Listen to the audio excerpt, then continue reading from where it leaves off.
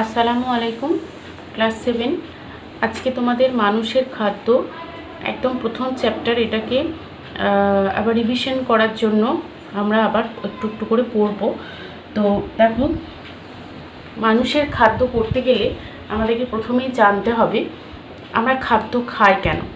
কারণ আমরা সারাদিনে যে সমস্ত কাজকর্ম করি সেই কাজকর্ম করার জন্য আমাদের যে শক্তির প্রয়োজন হয় সেই শক্তিটা আমরা পাই কোথা থেকে না, এই প্রয়োজনীয় শক্তি আমরা পাই কোথা থেকে? খাদ্য থেকে।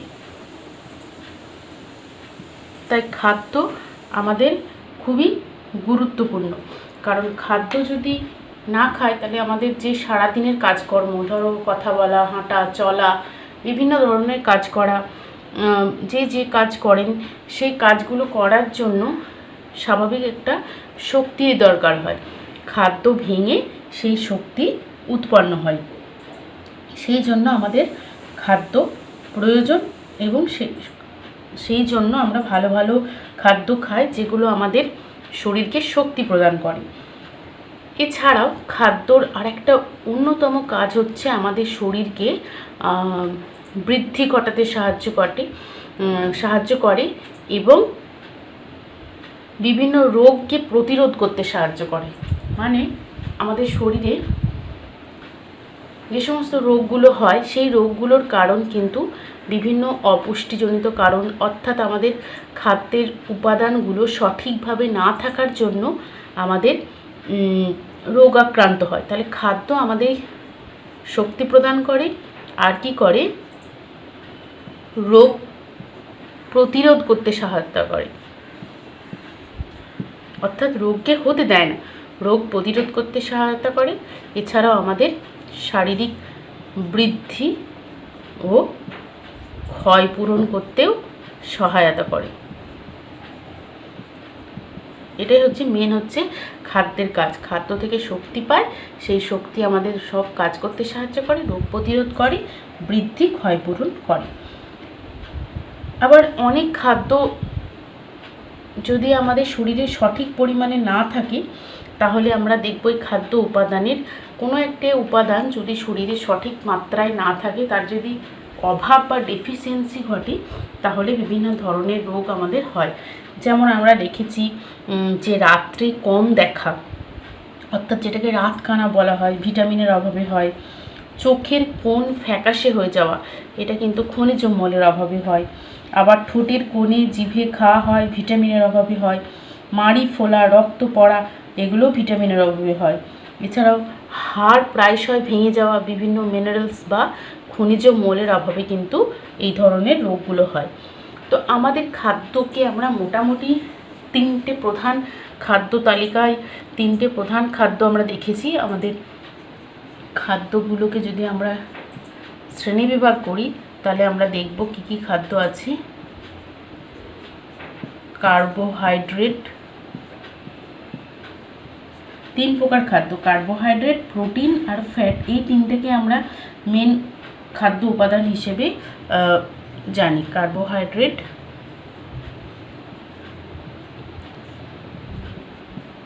প্রোটিন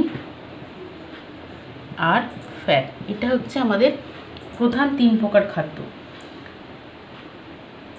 কার্বোহাইড্রেট, প্রোটিন আর ফ্যাটের আরও অনেক নাম আছে, লিপিড বলা হয়, স্নেহ পদার্থ বলা হয়, ঠিক আছে।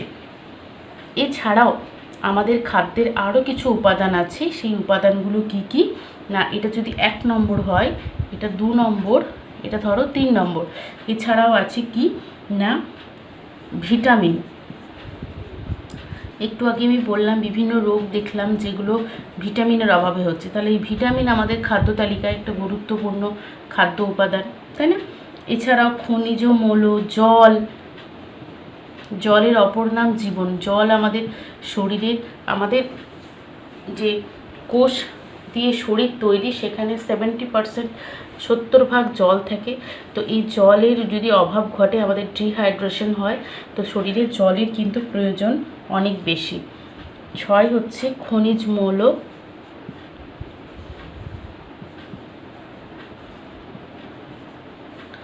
আর 7 হচ্ছে খাদ্যতন্তু।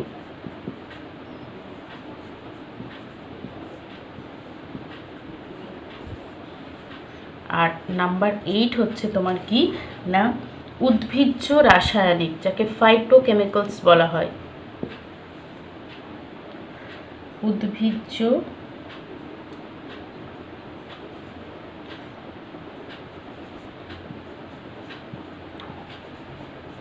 রাসায়নিক। তাহলে এই 8টা উপাদান হচ্ছে আমাদের প্রধান খাদ্য তালিকায় থাকা দরকার, পরিমিত পরিমাণে সবগুলো থাকা দরকার। কারণ এদের যে কোনো একটার অভাব ঘটলে আমাদের শরীরে নানা রকম রোগের লক্ষণ দেখা দেয় এবং আমরা সেই রোগের জন্য ভুগতে থাকি। প্রথমে আমরা যে খাদ্য নিয়ে আলোচনা করব সেটা হচ্ছে কার্বোহাইড্রেট। তাহলে দেখো, কার্বোহাইড্রেট, প্রোটিন আর ফ্যাট এই তিনটে আমাদের মোটামুটি পরিচিত। কারণ কার্বোহাইড্রেট আমরা প্রত্যেক দিন আমাদের খাদ্য তালিকার যে আমাদের মেনলি বাঙালিদের যে প্রধান খাদ্য সেটা হচ্ছে ভাত, রুটি, ডাল, তরকারি, তাই না? তো এই যে ভাত, এই ভাত হচ্ছে কার্বোহাইড্রেটের প্রধান উৎস। অর্থাৎ কার্বোহাইড্রেট জাতীয় খাদ্য থেকেই কিন্তু আমাদের শরীরের ম্যাক্সিমাম শক্তি বা এনার্জি আমরা পেয়ে থাকি। কার্বোহাইড্রেটের আরেকটা নাম আছে, সেটাকে বলা হচ্ছে কি শর্করা। কার্বোহাইড্রেটকে বলা হয় শর্করা। তো এই শর্করা আমরা বিভিন্নভাবে পেয়ে থাকি, উদ্ভিজ্জ উৎস, প্রাণীজ উৎস দুইভাবেই পেয়ে থাকি। অর্থাৎ বিভিন্ন উদ্ভিদ থেকে আমরা শর্করা উপাদান পেয়ে থাকি এবং বিভিন্ন প্রাণী থেকেও শর্করা উপাদান পেয়ে থাকি। তো সেগুলো কি একটু করে জানবো, এটা একটু মুছছি তাহলে।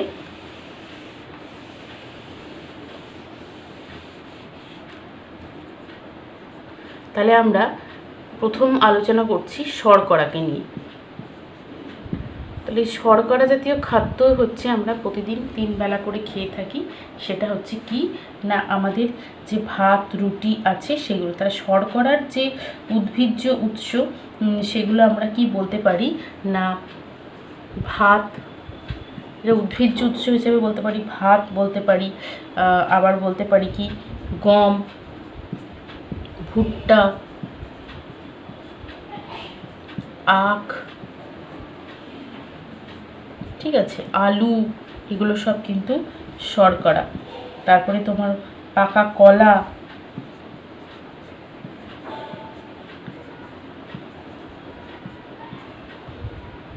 আপেল,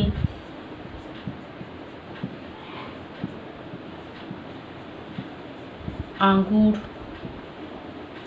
ঠিক আছে, এগুলো হচ্ছে সব তোমার উদ্ভিজ্জ উৎস হিসেবে আমরা। এছাড়াও আরও উদ্ভিজ্জ উৎস আছে, সবগুলো আমি নাম লিখছি না। যেমন ধরো তোমার বিট আছে, গাজর আছে, রাঙা আলু, শাক আলু, এরা সব মাটির তলা হয়, মেনলি এগুলোতে শর্করা বেশি থাকে। এছাড়াও লাল শাক, নোটে শাক এবং বিভিন্ন প্রকার ডালেও অল্প বিস্তর শর্করা থাকে। আর প্রাণীজ উৎস যদি আমরা দেখি, এগুলো সব উদ্ভিজ্জ উৎস। প্রাণীজ উৎস থেকে আমরা পাই কোথা থেকে না মেটে, প্রাণীজ উৎস হিসাবে মেটে থেকে পাই।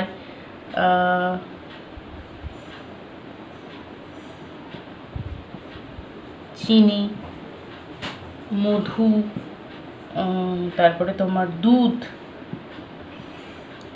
এগুলো থেকে কিন্তু আমরা কি পাই কার্বোহাইড্রেট জাতীয় খাদ্য পাই। তো কার্বোহাইড্রেটের অনেক উৎস আছে যেগুলো তোমরা জানো। তো এই উৎস আমরা যদি সঠিক পরিমাণে আমাদের শরীরে না থাকে তাহলে কিন্তু আমাদের শরীরে রোগ প্রতিরোধ ক্ষমতা কমে যাবে এবং বৃদ্ধি বা শরীরের যে বিকাশ সেগুলো ঠিকঠাক করে হবে না। আর একটা কথা মনে রাখবে, শর্করা আমরা যে ব্যবহার করি, খাই, সেটা 2 ধরনের হয়। একটা হচ্ছে গ্লুকোজ এবং একটা হচ্ছে শ্বেতসার। শর্করা 2 রকম হয়, একটা হচ্ছে গ্লুকোজ আর একটা হচ্ছে স্টার্চ বা শ্বেতসার। কিছুই না, দুটো একই জিনিস। গ্লুকোজ হচ্ছে অনেকগুলো একাই থাকে, কিন্তু অনেকগুলো গ্লুকোজ অণু পরপর জুড়ে গিয়ে তৈরি হচ্ছে শ্বেতসার। ঠিক আছে, তোমরা যখন আরও বড় হবে তখন এগুলো আরও ভালো করে জানবে, মনোস্যাকারাইড, ডাইস্যাকারাইড এগুলো কি। ঠিক আছে, তো এই একা একা থাকে, এই জন্য কি অনেকগুলো গ্লুকোজ অণু যখন হাত ধরে পরপর পরপর একটা চেন তৈরি করে দেয়, তখন তাকে শ্বেতসার বা স্টার্চ বলা হয়। তাই আমরা কার্বোহাইড্রেট জাতীয় খাদ্য দেখলাম যে কি কি কাজ করছে না আমাদের শরীরে। মেনলি এটা শক্তি প্রদান করে থাকে। এছাড়াও কি হয় না আমাদের এই শক্তি দিয়ে দৈনন্দিন কাজ করতে সাহায্য করে। আর কি হয়, বৃদ্ধি, ক্ষয়পূরণ ইত্যাদি করতে সাহায্য করে। তাহলে দেখো, আমরা যে শর্করা জাতীয় খাদ্য খাচ্ছি, সেই খাদ্যটা আমাদের শরীরে পৌঁছানোর পর কি হয় না, ধরো ভাত খেয়েছো বা রুটি খেয়েছো বা ধরো মেটে খেয়েছো, এটা তো শরীরে বিভিন্ন কলাকোষে যখন পৌঁছায় তখন ওই অবস্থায় যায় না, খাদ্যটা কি হয় পাকস্থলীতে গিয়ে কি হয় না পরিপাক হয়, মানে সরল কণায় ভেঙে যায়। ভেঙে গিয়ে কি তৈরি করে, গ্লুকোজে রূপান্তরিত হয়। শর্করাটা একদম সরল উপাদান গ্লুকোজ তৈরি হয়। নিয়ে এই গ্লুকোজ কি করে, রক্তের মাধ্যমে শরীরের বিভিন্ন অংশে পৌঁছে যায়। সেখানে কোষের ভেতরে পৌঁছে গিয়ে কি করে না, প্রত্যেকটা কোষ থেকে এই গ্লুকোজ ভেঙে আবার কি হয় না প্রচুর পরিমাণে এনার্জি বা শক্তি তৈরি করে, যেটা দিয়ে আমরা আমাদের দৈনন্দিন সমস্ত কাজকর্ম করে থাকি। এবার এই শর্করা যদি আমাদের শরীরে সঠিক পরিমাণে না আসে বা কোনো কারণে ঘাটতি হয়, তাহলে কিন্তু অনেক ধরনের সমস্যা হতে পারে। যেমন ধরো, আমাদের যদি প্রথমেই বলি, শর্করা যদি কমে যায় তাহলে আমাদের শক্তিও কমে যাবে, আমরা কাজ করার ক্ষমতা হারিয়ে ফেলব। অর্থাৎ তখন কি হবে, আমাদের শরীরে কাজ করার ক্ষমতা কমে যাবে, অর্থাৎ আমরা দুর্বল হয়ে পড়ব। ঠিক আছে।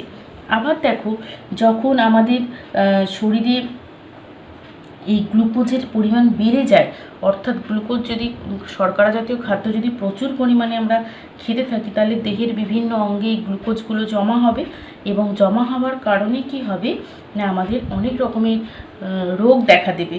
যেমন ধরো হৃৎপিণ্ড, আমাদের যে কিডনি, আমাদের চোখ, শরীরের বিভিন্ন অঙ্গ প্রত্যঙ্গ, হাত পা, এগুলোতে কিন্তু সমস্যার সৃষ্টি করবে। এই যে বিশেষ সমস্যা, এই সমস্যাটাকে বলা হয় ডায়াবেটিস। এই নামটা খুব পরিচিত, যেটাকে আমরা সুগার বলে থাকি। এটা কিন্তু হয় কিসের কারণে জানো, এই গ্লুকোজ যদি বেশি পরিমাণে তোমার শরীরে প্রবেশ করতে থাকে, তাহলে কিন্তু ডায়াবেটিস রোগ হয়। তাহলে গ্লুকোজ যেমন আমাদের শরীরে দরকার, তেমনি যদি বেশি পরিমাণেও ঢুকে যায় তাহলেও কিন্তু আমাদের ক্ষতি হবে। তো সেই জন্য সব কিছু পরিমিত আহার করা দরকার। তো এই গ্লুকোজ বেশি হয়ে গেলে কি হবে, ডায়াবেটিস হবে। ডায়াবেটিস হলে কি হবে না, আমাদের বিভিন্ন রকমের যে অর্গ্যানগুলো আছে, একটু আগে বললাম হৃৎপিণ্ড, হার্ট, কিডনি, এগুলোকে ক্ষতিগ্রস্ত করতে থাকবে। আমাদের দেশের এই রোগের সমস্যা এখন বর্তমানে অনেক বেশি, তাই না? তো যদি আমরা ঠিকঠাকভাবে মেনটেন করে খাওয়া দাওয়া করি এবং কায়িক পরিশ্রম করি এবং সঠিক খাদ্যাভ্যাস যদি আমরা পালন করি, তাহলে কিন্তু এই রোগ থেকে আমরা এড়াতে পারবো। আবার আরেক ধরনের সমস্যা হয় যে অনেক শিশু এবং বয়স্ক ব্যক্তি কোনো দুগ্ধজাত খাবার মানে দুধের কোনো প্রোডাক্ট বা দুধ হজম করতে পারেন না, কারণ এই দুধের মধ্যে যে শর্করাটা থাকে তার নাম হচ্ছে ল্যাকটোজ। এই ল্যাকটোজ অনেকেই হজম করতে পারে না, মেনলি শিশু এবং বয়স্ক মানুষরা, তাদের হজম ক্ষমতাটা অনেক কম থাকে, তো তাই সেই জন্য তারা এই ধরনের ল্যাকটোজ মানে হজম করতে না পারার কারণে বিভিন্ন ধরনের সমস্যায় ভোগেন। তারপরে এরপরে আমরা যে তাহলে শর্করা সম্পর্কে আমরা জানলাম, এর উৎস জানলাম, কি হয় এটা খেলে আমাদের শরীরে কি কি ক্ষমতা আসে এবং না থাকলে কি হয় সেটা জানলাম। এবার আমরা প্রোটিন জাতীয় খাদ্য সম্পর্কে জানব।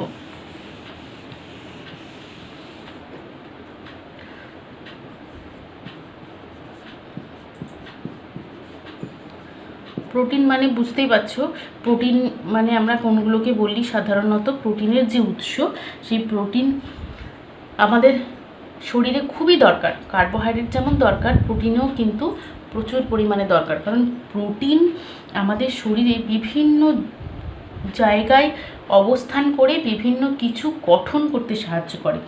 যেমন ধরো তোমার নখ, চুল, এগুলোতেও এক ধরনের প্রোটিন থাকে, সেটার নাম হচ্ছে কেরাটিন, এরকম অনেক প্রোটিন আছে, কিছু কিছু নাম আমি বলছি, বাকি বইতেও আছে, দেখে নেবে। কেরাটিন থাকে আমাদের কোথায় না চুল আর নখ। তাহলে কেরাটিন নামক যে প্রোটিন, তাহলে সেই প্রোটিন যদি আমার শরীরে সঠিক মাত্রায় না থাকে তাহলে কিন্তু আমার চুলের গ্রোথ ঠিকঠাক হবে না, নখের গ্রোথ হবে না, বা নখ অল্পতে ভেঙে যাবে, এরকম অনেক ধরনের সমস্যা হবে।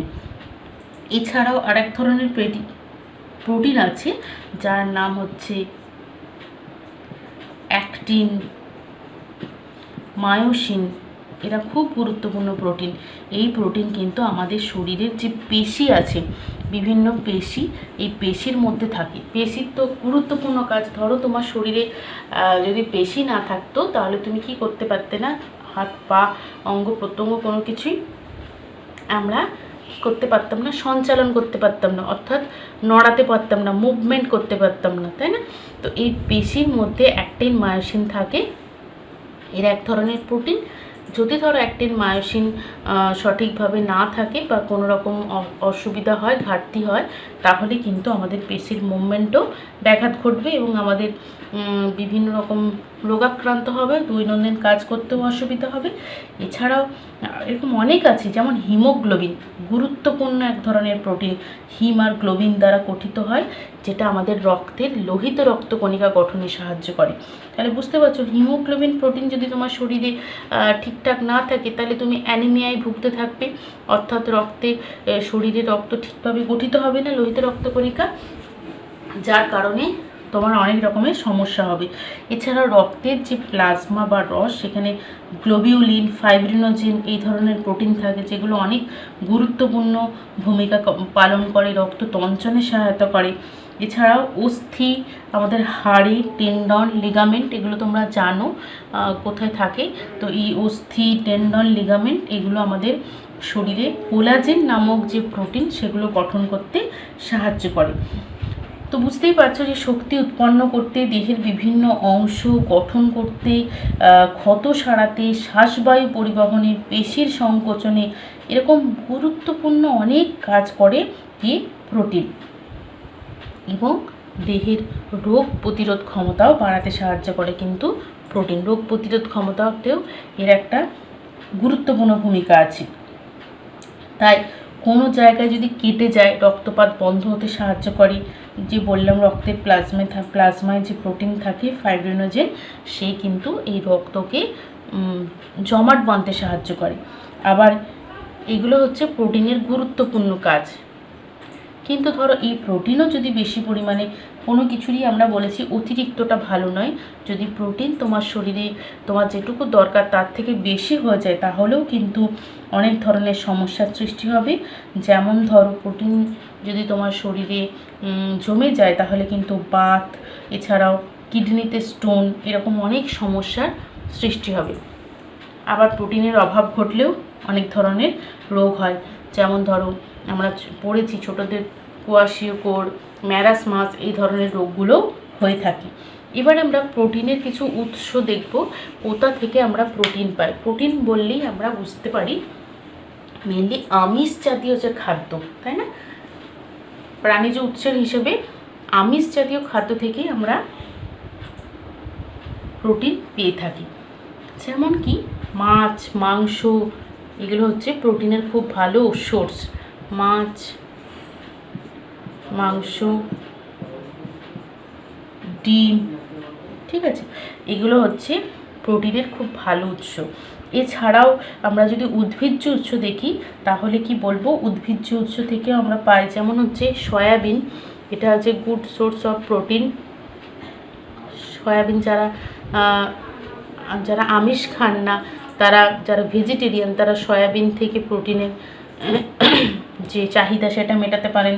এছাড়াও গমেও থাকে, এবং বিভিন্ন ধরনের যে ডাল, সমস্ত রকমের ডালে কিন্তু প্রোটিনের পরিমাণ অনেক বেশি থাকে।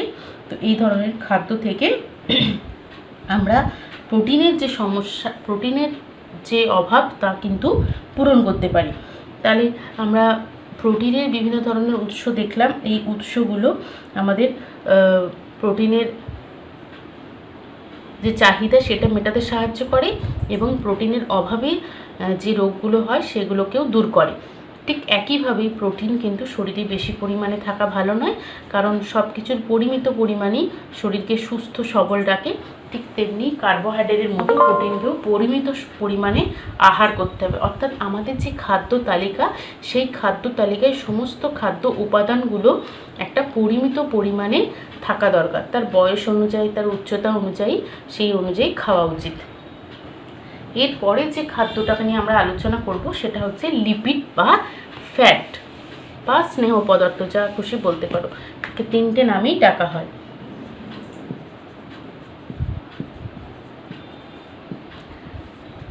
এরপরে আসছি লিপিড। লিপিড মানে হচ্ছে ফ্যাট। ফ্যাট নামটা শুনেই হয়তো আমরা অনেকেই ভাবি যে এটা আমাদের খাওয়া হয়তো একেবারেই দরকার নেই, কারণ ফ্যাট খেলে তো মোটা হয়ে যাব। কিন্তু অ্যাকচুয়ালি এই ফ্যাট অবশ্যই বেশি পরিমাণে খাওয়া উচিত নয়, কারণ ফ্যাট শরীরে জমলে ক্ষতি হবে। কিন্তু লিপিডের অনেক গুরুত্বপূর্ণ ভূমিকা আছে, কারণ লিপিড ভেঙে কিন্তু সবথেকে বেশি এনার্জি দেয়। অর্থাৎ 1 গ্রাম লিপিডকে যদি দহন করা হয় তাহলে কিন্তু 9.3 কিলো ক্যালোরি তাপশক্তি পাওয়া যায়, যেটা অন্যান্য মানে কার্বোহাইড্রেট প্রোটিনের থেকে অনেক বেশি। তাহলে লিপিডের থেকে প্রাপ্ত শক্তির পরিমাণটা বেশি হয়। এবার লিপিড তোমরা দেখেছো, লিপিড বলতে গেলে প্রথমে বলি যে কতগুলো জায়গায় আমাদের শরীরের লিপিড প্রচুর পরিমাণে জমা থাকে।